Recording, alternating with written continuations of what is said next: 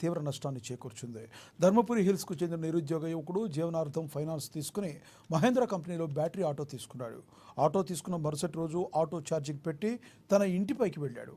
కాసేపటికే పేలుడు శబ్దం విని కిందకు వచ్చాడు. ఆటో పేలి మంటలు చెలరేగాయి. చుట్టుపక్కల వారు అక్కడికి చేరుకుని మంటలను ఆర్పే ప్రయత్నం చేయగా కొందరికి గాయాలు కూడా అయ్యాయి. ఈ మేరకు పేలిన ఆటోకు బదులుగా మరో ఆటో ఇవ్వాలని, తగిన నష్టపరిహారాన్ని చెల్లించాలని కోరుతున్నారు. హిల్స్లో ఆటో కార్మికుడు ఏదైతే మహేంద్ర షోరూంలో ఆటో ఎలక్ట్రికల్ ఆటోని తన తీసుకోవడం జరిగింది. రూపాయి జమ చేసి ఆ ఆటోని తీసుకొని తన ఆ ఆటో మీద కడుపు నింపుకోవడం డైలీ జరుగుతూ ఉంది. అలాంటి ఆటో తీసుకొని 20 రోజులే అయింది. 20 రోజుల్లోనే ఆయన ఛార్జింగ్ పెట్టగానే రాత్రిపూట ఆ ఆటో కాలిపోయింది. ఏదైతే నాణ్యత లేని మహేంద్ర షోరూం వాళ్ళు ఆటోలు విక్రయించడం కరెక్ట్ కాదు.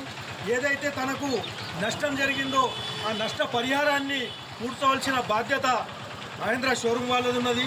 అలాగే వాళ్ళ ఇంటిలో కూడా చాలా నష్టం జరిగింది. వాళ్ళ ఇంటిలో కూడా కొన్ని వస్తువులు దగ్ధమైపోయినాయి.